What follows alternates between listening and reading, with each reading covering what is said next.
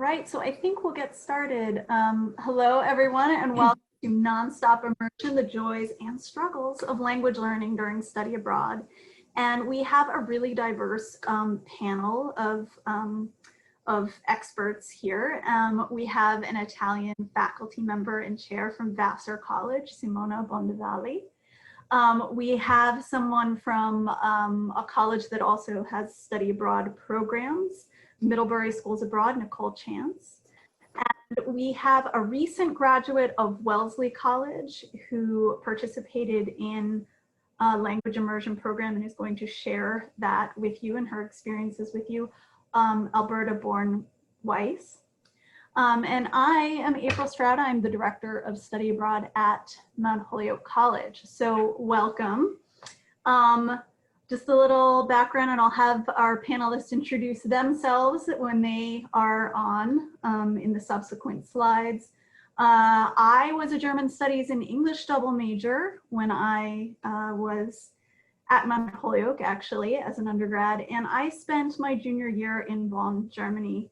I know that a lot of the things that we will talk about here is I felt maybe I wasn't fluent enough or prepared enough to go. I was scared about that. It was just really challenging. I felt so uncomfortable. I was afraid of making mistakes a lot of the time, but eventually the joys came, and the joys are realizing that you're not translating in your head. Waking up in the morning and realizing you've had a dream in that language. It is so wonderful, so great.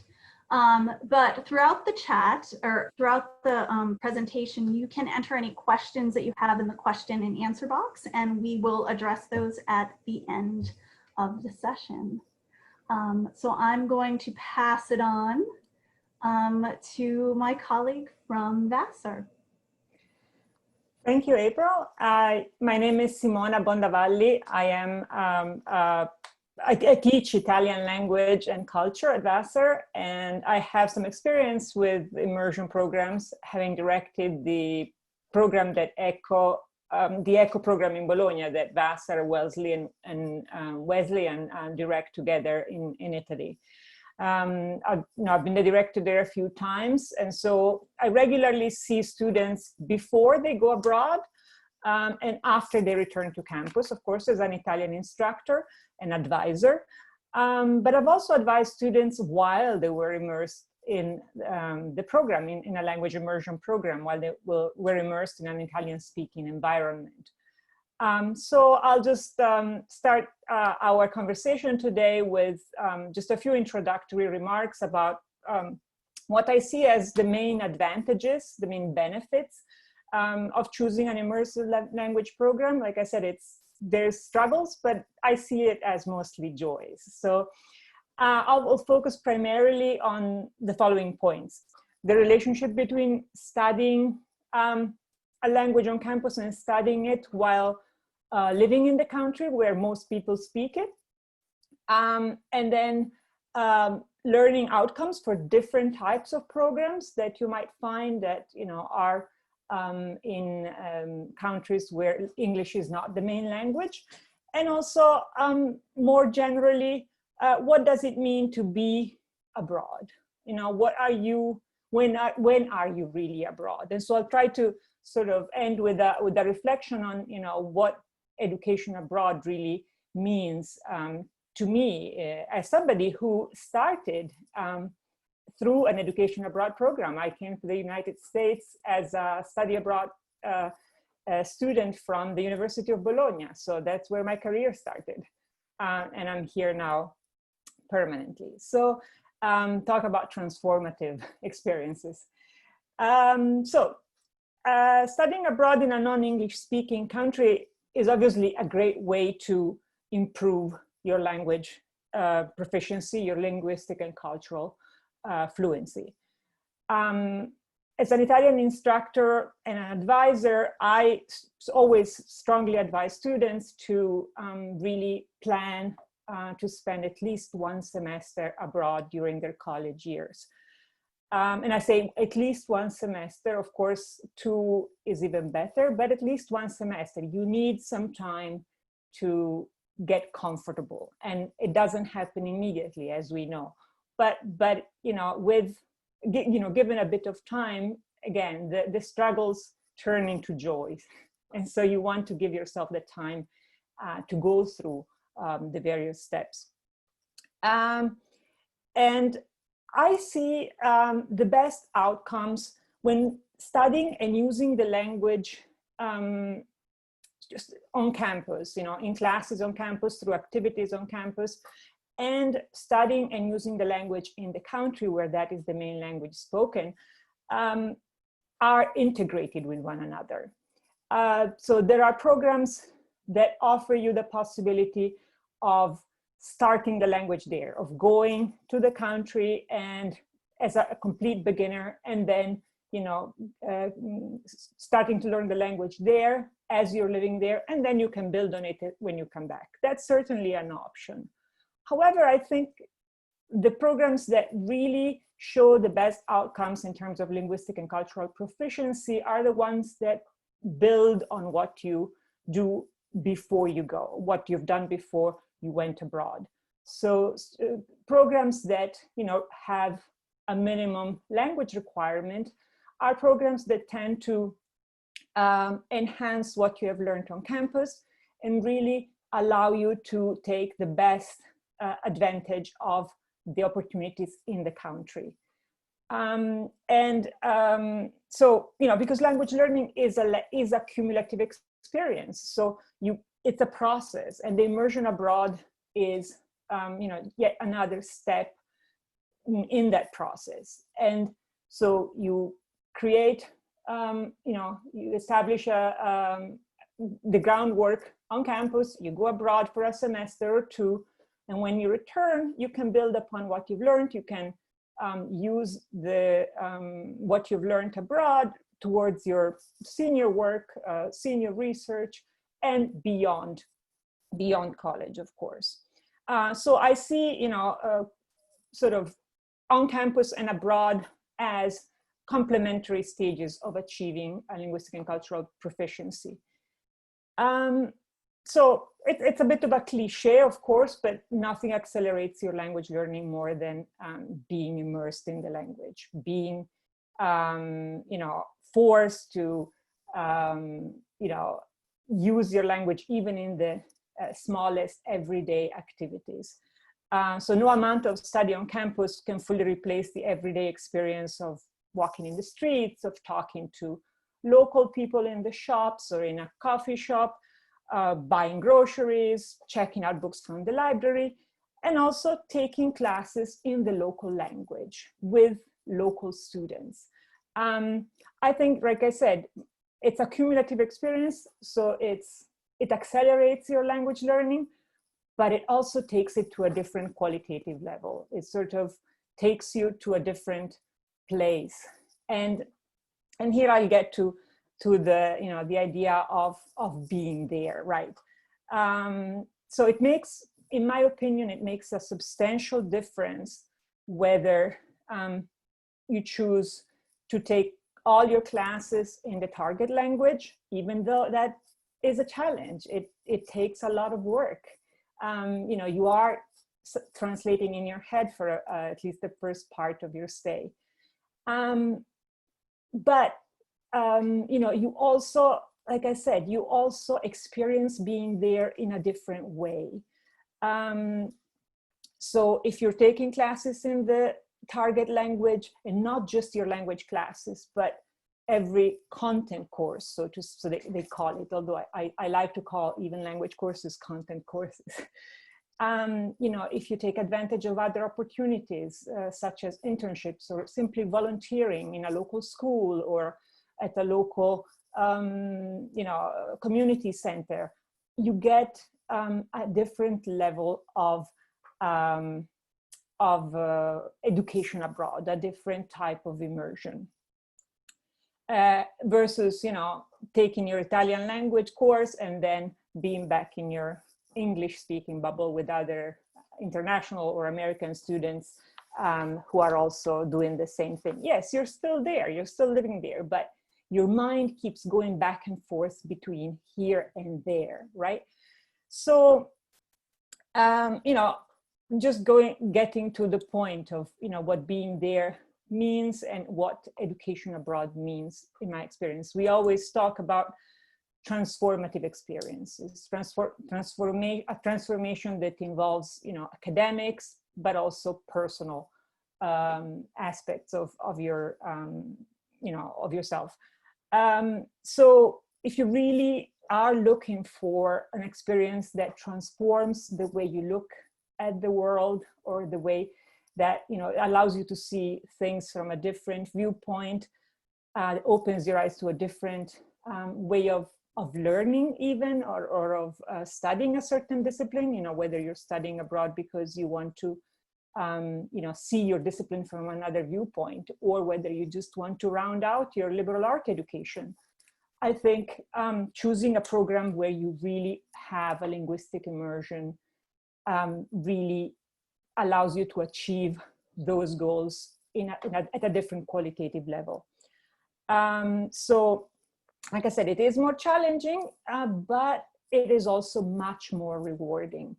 And having spoken with returning students over the years, and also having spoken with alumni for years, you know, alumni of Vassar College, for instance, who have gone abroad while they were studying with us, they all say that, you know, the experience that more than anything else allows them to face challenges in the workplace, whether it's, you know, thinking on their feet, or figuring out how to speak with somebody they don't know, or that thinks in a different way.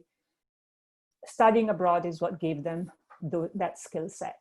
And that confidence, more than anything else, it's an issue also of confidence. Skill set, of course, linguistic proficiency, but beyond that, just the reward of feeling, I can do it, I can do anything. So it's challenges, but also joys eventually.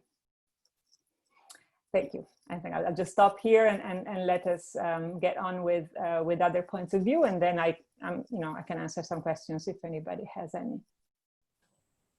So I'm Nicole Chance from Middlebury College. I worked there for 17 years. I went to Kenyon and I studied modern foreign languages and English, studied abroad in France, and then I was a Peace Corps volunteer in West Africa. So I do remember that, you know, I did my study abroad experience and I was not as faithful to the language as I might have been. And I went back to Kenya and I finished my degree and did grad school, and then I went to Peace Corps, and then I went back to Kenya to visit my former French advisor, and we had lunch in French. And she said, "It's so great because now you speak French." And I said, "What do you mean?" And she said, "Well, you never really spoke it before." And she wasn't wrong. She wasn't wrong. You know, I could read it very well and write it, and I had zero confidence in speaking. And so what we're talking about here is trying to get to that point where you can have that immersion experience that will lead to the fluency and lead to the confidence sooner, because I didn't do it until I was in my mid-20s, and I could have done more, I guess, earlier. So when you're looking at the different kinds of programs, you want to ask yourself, how long is this program? How long do I have to spend abroad, and what sort of program is going to meet that need? Because everyone will tell you that the longer you can be abroad, the better, right? And some people don't have it. Some people have only the summer window. Go for the summer. Some people can do the fall semester, which is shorter than the spring semester. Don't let people tell you differently, right? So you do the fall. If you can do the year, do it. Because I have students who come back and they say, gosh, I really was just hitting my stride in December. You know, I'd made friends and I wish I could have stayed longer. And I've never had anyone say, it was great, but I was probably good after a semester. I just could have come home and had the same sort of experience. So how long is it, and how long can you really stay? Does the program that you're looking at offer the opportunity to live with local students or a local family, rent an apartment, again, where you can live with people who already know. They already know what you're trying to get at. They already know the language, they already know the customs, because those sort of organic conversations that happen, you know, while you're unloading the groceries or while you're doing chores for the weekend, those are things that aren't going to happen in the target language unless you are intentional about that. So the more people you can live with speaking the local language, you're just making it easier for yourself. Does the program that you're looking at offer courses alongside local students? That's another way that you will get exposure not only to local students, but to a different educational system, right? That's part of what you're going abroad to learn about.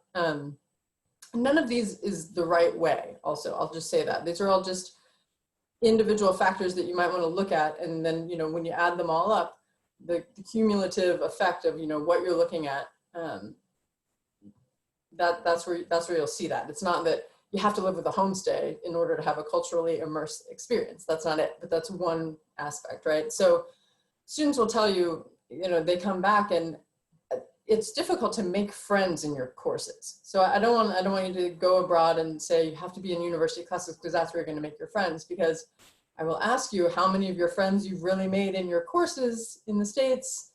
Probably not a ton, right? You make them on your, whatever you're interested in. And yes, you might be interested in, your English class, your freshman English class, because that's one of the things you're taking, but it's not really what drives you and what, you love to talk about. So again, it's just one thing to expose you to more of the culture. Are you able to participate in extracurricular activities alongside local students or local community members? A lot of students from the US based education, a lot of your activities will be, university or college based. What is my university offering to me? What sorts of clubs can I join? Whereas a lot of students in the rest of the world will do things in their local communities. There will be organizations within the schools, but also just, the movie house down the street or the local church choir, not necessarily affiliated with the university at all. Local running clubs in the area with people of all ages in them. Are you able to do some sort of internship or volunteer activity that has structure and can have some sort of duration to it too? Not just, one afternoon at the cat shelter where you can learn a lot about the community and about, that aspect of life there, but you're not developing any sort of relationships if you're going to go, once. So something that you can continue. Does the program offer a lot of activities and excursions with other program participants? Because those are great in order to push you. A lot of times directors of programs or other staff of the program, they're interested in pushing you out to have some sort of cultural experience that you can't necessarily have or would be more difficult to have if you were organizing it for yourself. Our programs abroad tend to go to places where you can't just hop on the bus and quickly go for the afternoon. It's more off the beaten path, and you want to be able to have, that help, to an additional level of support to get there.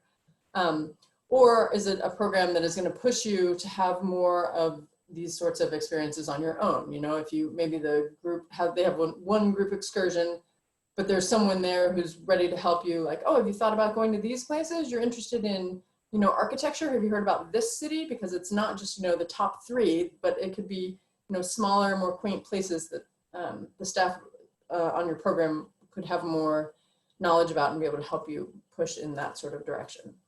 So that's the first thing to do, is to, I would say, look at your program, see what you're considering, and, see where you can get, what you can get from all of those different programs. And then the second level, not one of these has to happen before the other, but what about you? What is it that you're bringing to the program?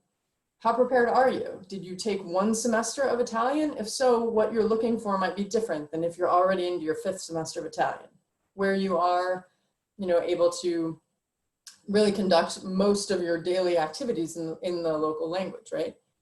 Are you comfortable listening to the news on the radio? Is that a level where you're able to really understand what's happening around you by taking in the media that way? Are you able to give some output? Are you able to reflect on your experience in the local language, or are you still doing that in English? And again, there's no right answer. It's just a way of kind of evaluating yourself and what you're needing from a program. Because as Simona was saying, the less code switching you do between that target language that you're only going to speak in class and English, because you need to call home and you need to have that contact, or you're really needing to reflect on the experience and you're keeping a blog, but you're doing it in English. Going back and forth like that is going to make it more difficult for you to really go deeper with the language. The other thing is a question of personality. And I don't like to say, are you an introvert or are you an extrovert or how outgoing are you? But, study abroad, you don't have to completely reinvent yourself. But if you're someone who, has not traditionally been super outgoing, this might be a good place to be like, okay, this is a big challenge for me. This is a big step for me, but I'm going to take a deep breath and I'm going to go out there and I'm going to go by myself and I'm going to, I see that they've posted tryouts for this club, and maybe you show up and you didn't get it. You missed the mark. This club, these are people who are quasi-professional athletes, and somewhere in the fine print, you missed that, and that's not you. But the difference is you got on the train and you found the time and you thought, I'm going to go do this. And even if you get there and it's not a success, you still made all of those steps, and that alone is its own success. And so it's wherever you're able to put yourself out there and do new things. And I had a returnee and she said, I accepted every single invitation that I got the semester I was abroad. I was like, was that safe? But she said that it was great. Everything, people would ask her to do like random things and she would say, all right, let's do that. And as long as, it's safe, that's great. Things that you would never think of doing. Like she said, somebody asked her to play ultimate frisbee and she's like, I've never thrown a frisbee in my life. She said it wasn't going to work for me, and she went and she played ultimate frisbee and she was terrible, and it didn't matter. It didn't matter because somebody was interested in her and she learned a lot about the neighborhood where it was and just the basics of that. So how much are you able to kind of get outside yourself and embrace all of these new activities? And that will help immensely as far as learning about yourself. I got the next one, April. Thanks. So quick case study from the Middlebury School in Cameroon. This is just an example, but it's a pretty typical example. So in September, student arrives, meets his host family, program classes begin. It's pretty fast and furious. No matter what program you do, it's going to feel like a lot at the very beginning. And then you begin to navigate the city. Maybe you'll figure out where the markets all are. You'll find your favorite places, and then you begin your university classes. So now you're really into it, kind of month 2. November, maybe you've stopped calling home every week because there isn't something brand new to report every moment of your life, right? New things are happening, but it's not all feeling quite so crazy. It's starting to feel a little bit more normal. Maybe you start to, you join a club, you start a sport, something like that.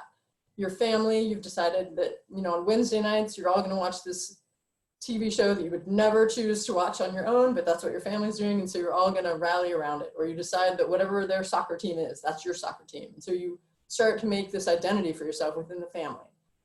In December, maybe whatever club you've joined, they have some sort of outside competition. So now you're traveling with these people, you're making more connections, you're spending time outside the city. You start to really deepen friendships rather than just kind of meet people. You spend your holiday with your host family. January, maybe you've deepened that relationship and you go to your village, like the one behind me, with your host family, and you meet all of the extended relatives. You decide to organize some independent travel for yourself, a bigger trip, not just to a neighboring site, but pretty far away. You're only listening to the radio in French and you're getting it, and it's not even that hard anymore for you. And then in February, something happens that you didn't think was going to happen at all. And that's when this new crop of students arrive for their study abroad experience. And you see that that was you 6 months ago, and you realize how much farther down the road you are, and then you start feeling really good about that. March, maybe you decide for your second semester you're going to start an internship. So you try this new sector of society, the workplace. You've got your 3 classes. You're an integral member of the household. Like now your job is to help the 8-year-old with her math, because that's what you're good at and that's what she loves and that brings you joy. So you do that, while someone's making dinner, and then your job at the end of the night is to dry the dishes with the older siblings. Then in April, you are beginning to be able to make jokes, which is a really hard thing to do in a foreign language, by the way. It's really hard to be funny in not your first language. You start doing that. People know you in the market. People know you by name everywhere you go. Then in May, another sharp reality hits, which is that, you have a lot of friends, you have a lot to do, but you still have to study for your finals and you still have to finish the academic component of the experience. You're saying your goodbyes, and then in June, you can't believe that you thought about only spending the fall semester abroad, because the fall semester abroad ends where that green line is. And you made it all the way to the red line at the end of this timeline. So that is one example of an immersive experience that just keeps getting deeper the longer you're able to spend in the country. Okay, hello everyone. My name is Alberta. I use she, her, hers, and I just graduated from Wellesley over Zoom this past June. I'm originally from the Bay Area in California. I majored in peace and justice studies at Wellesley with a minor in economics, which is to say that I was not based, or my studies were not based in any sort of foreign language. I actually only took 2 Spanish classes before studying abroad. So I was at an intermediate level, but I wasn't, spending the majority of my academic time on language at all. And also I'm a Questbridge scholar, which is to say that I was a low-income scholar. For those of you who know what that is, I think it's important because I will be talking about how I received funding for all of the opportunities that I ended up experiencing. Slide. Okay, so as you can see, I had 2 rather intense study abroad experiences. One was in Havana, Cuba, and the other was in Buenos Aires. And before I go through what I did, I just wanted to say what I was looking for before I even considered studying abroad. One big thing that April mentioned at the beginning was being able to dream in Spanish. And I thought that that was kind of a ridiculous goal, frankly. It did not seem realistic because, as I said, I was pretty solid academically, but I didn't flow. I didn't have any sort of natural mannerisms speaking in Spanish. I could analyze an essay and compare some sort of political article, but I had no way of conversing or really being comfortable in the language. So that was my #1 goal. And I also wanted to spend a whole year studying abroad because I didn't want it to feel like I was visiting. I really wanted to learn the rhythms of the place and just to feel comfortable. And because of that, I also really wanted to do a homestay because that's how you learn things like how in Cuba they have a small cup of coffee after dinner. Or in Argentina, you really do have dulce de leche, which is incredibly sweet for breakfast. And so I'm going to quickly go through these 2 different experiences. As you can see, I was in Cuba a total of 4 times for academic purposes. The first time was through a Spanish department class. It was a 2-week winter session trip. And that's kind of what piqued this interest and started this fire that I have for experiences in Cuba. And so I received financial aid through the Wellesley Office of International Study. Then the summer after my sophomore year, I received a department grant from the Peace and Justice Studies department that I applied for to be able to intern with an artist collective in Havana. And then after junior year that summer, and then also during winter session of my junior year, I was an Albright Fellow, which is this a fellowship program available through Wellesley, and they provide funding for internships abroad. And so I was able to divvy up that funding into 2 different experiences, both with Oxfam Cuba, which is a poverty alleviation organization. And then I spent all of junior year, both fall and spring semester, in Buenos Aires through the IFSA Butler Argentine University program. And I'll talk more about why I chose them on the next slide. But before we move on, I just wanted to say that I got funding for that through the US State Department's Gilman Scholarship, which is for low-income students who meet a certain level, but I think that it's relatively accessible. Slide. Thank you. Okay, so actually I forgot to mention what I liked about IFSA, but these are some things that you can see, experiences that I had in Cuba. The left and the bottom pictures are in Cuba, and the 2 upper right pictures are in Argentina. And while in Argentina, I loved about the IFSA Butler program that I had so much flexibility and freedom to engage with the level of my comfort. I really felt like the program gave me the opportunity to have kind of a challenge by choice. And so I really extended the boundaries of that because I knew that I had the opportunity to really be independent, but also I had a system there that would kind of catch me if I ended up feeling uncomfortable. So the first semester, I was in a homestay. In the second semester, I had my own apartment, which gave me the opportunity to really expand on the friendships that I had built in the first semester and kind of live more of a normal young adult life where I had friends over to my apartment. And I love to dance, as you can tell. And so in Buenos Aires, actually, I immersed myself in the, I guess, the local community through dance. I had never had the opportunity to do pole sport before. And it's something that I had always wanted to do. And there's a plethora of pole studios in Buenos Aires. And so I started to do pole dance there in Argentina. And I found that it was a great way, especially while I was still uncomfortable with the language, to be around people that shared a same joy that I had, without having to be talking to them all the time. And so it gave us something to talk about after class. You know, once I had been going every day or every 2 days, you know, we started to recognize each other's faces, and we would laugh when we would fall off the pole. And so even though I didn't have the vocabulary that allowed me to flow in a super comfortable way, we already had something as a base of friendship. And so that helped me kind of break down the barriers, break down the embarrassment. And I became really good friends with my pole teacher, who you can see in the middle picture. And with her, through my friendship with her, I learned how to drink mate and how to buy facturas, which are Argentine pastries, and all of these kinds of little nuances of social life that I wouldn't have had access to if I didn't have these relationships. And I was only comfortable forming these relationships based on something that I already loved. And I think that study abroad too is a great opportunity either to immerse yourself through something that you already love doing and that you do in your homeschool, like soccer. That was a really big thing for kids on my program. Or ceramics, you know, finding a ceramic studio in the city. But for me, it was a great opportunity to kind of take advantage of non-campus life and be able to do something that I didn't have access to in the Massachusetts suburbs. And as you can see in the Cuban pictures, that's actually at the Artist Collective that I interned with the first time that I went to Cuba. I maintained those relationships. And I think that's a really another beautiful thing about my study abroad experience is that even though I was never in Cuba for an entire semester, you know, I had 4 different internships there, always in La Habana, and always staying with the same homestay because it's illegal for Americans to stay in hotels because it's economic treason. So I sustained these relationships, and it was really valuable for me to know that I have these connections there. And so even if you're not able to do a full semester, there are ways to build sustained, meaningful relationships in communities beyond just being there for a year or being there for the 2 semesters. Okay, great. That's fine. So the kind of takeaways for my time abroad, I have some kind of positive ones and some harsher ones, both of which have informed where I am today. So I think the more positive takeaways are that imperfect communication is always better than making no errors because you're silent. The first, I think, 2 weeks that I was in Cuba, which was the beginning of my entire study abroad kind of year and a half, I really didn't speak to anyone, and I got really frustrated with myself because there were no other Americans, there were no other English speakers, and I realized that I wasn't really being a full person. I just wasn't communicating because I was so terrified of making a mistake. And once I started to realize that that wasn't working for me, I just began to speak, and that's really what helped me get past the errors that I was making. And people don't really care if you don't use the subjunctive because at least you have a personality and you're connecting with them.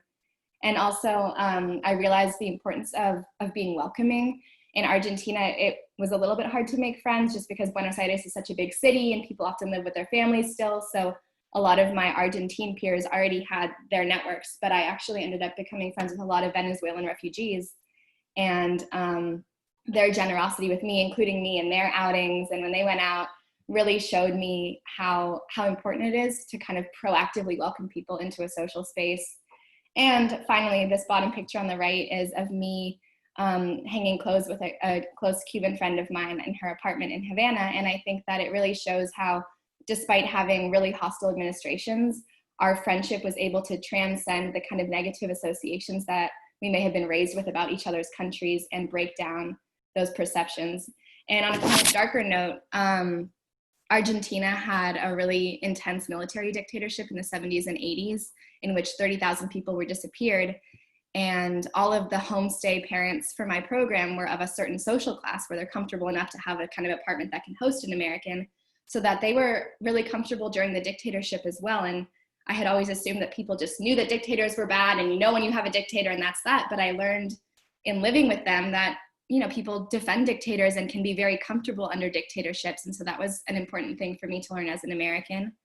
And one of the biggest lessons, I think, was when I visited the ex-ESMA, an old naval academy that had been used as a clandestine torture and detention center. You see the picture with faces of people who were disappeared there in Argentina, because it's in a really nice neighborhood. There's these tall apartment buildings next to it.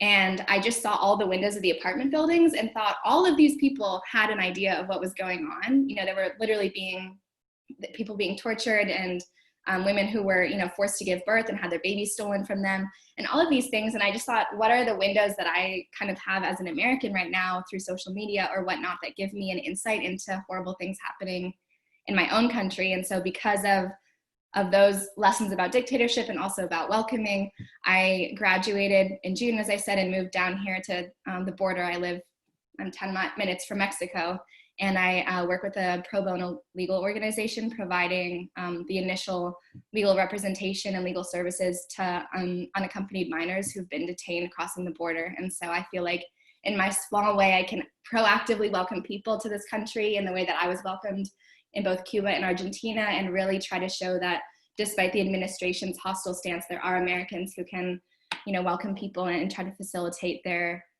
dignified and respectful and respectable entrance into the US. So my time abroad was really fundamental, and all my services that I provide are in Spanish, which I couldn't do without this year abroad. Thank you. Thank you so much for the really deep questions to ask oneself and of the program, and for sharing your experiences and seeing sort of what can come from that and after that. Are there any questions from our attendees? I don't see any yet, but I'd like to give some time for that.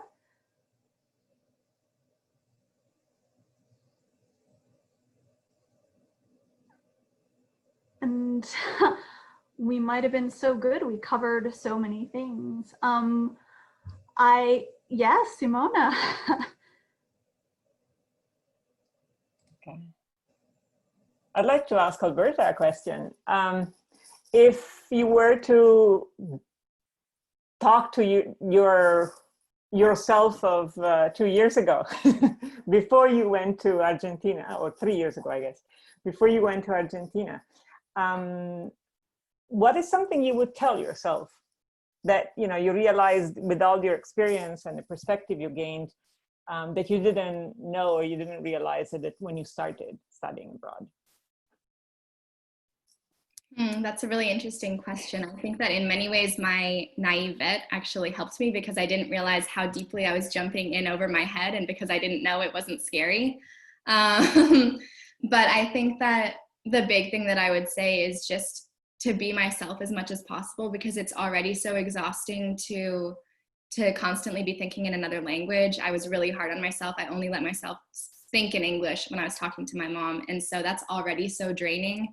And, having a new place and new people and new faces, and there's so many new things that I think that it's really important to be boldly yourself, because, everything else is so new. You can have that comfort in that, and people are much more receptive to a stranger, which you are, if you're just kind of exuberantly yourself, and that allows you to fumble in the language and laugh at yourself rather than holding back, because it can be so much more isolating to be worried about making mistakes or worried about being too whatever. And people are also learning about you. I felt pressure to not seem too American. And I think that, there's certainly things to be a little bit embarrassed about as an American, but just in terms of my own personality, there's, it's really beautiful to say, oh, this is actually something that I do. I would never eat that for breakfast. Or yes, I do eat peanut butter and jelly, which was a wild concept for people in Argentina. So I think that just being more of yourself and letting that language kind of be, as much as possible, a medium for expressing yourself. We do have a question for Alberta, which is, what is your advice for receiving funding such as scholarships for study abroad? Great question. So I was really upfront and proactive with both the Office of International Study at Wellesley and with the financial aid office. I wanted to make sure that I knew exactly what they were going to be providing, because I already had a financial aid packet at Wellesley. I needed to know how exactly that was going to cross over, and really getting them to give you answers in writing, which sometimes they're hesitant to do. Make sure that when you meet with them, they email you a summary, or they write, tell them to write an email to your parents so that you have a record of that. And the Office of International Study was really helpful in terms of thinking about things like the Gilman Scholarship. But also for all of my opportunities in Cuba, those were department scholarships through, internships provided by different departments, or through fellowship programs that we have at my university. So I was just really creative in trying to find ways to articulate the connection between the travel that I wanted to do and the mission of the funding opportunity. So I think that if you can identify some creative way in which what you want to do connects to the mission of the funding available. And yeah, look at departments that might have something to do with it, even if it's not a language department, like the Peace and Justice department paid for me to go to Cuba. So just being really creative. And I think that the more unique the opportunity is, if it's really something that interests you, you should go for it, because it's likely that they haven't seen an application like that before. And even if it doesn't seem to have anything to do with what you're studying or what you think your career is going to be, when you have experiences that are interesting to you, that ends up preparing you better for who you actually want to be professionally, in ways that you probably wouldn't have even expected. And once you have one experience, I think it's also easier to say, look, I've already done this.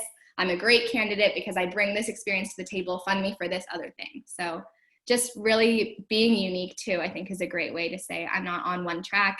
Look at the unique perspective that I provide to this opportunity.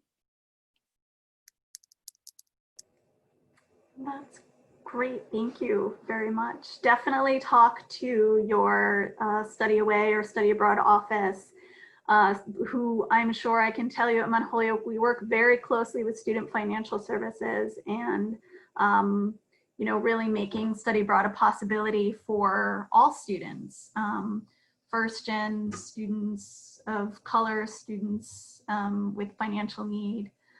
We really want to make sure everyone has that opportunity. So come and talk to us. The earlier, the better.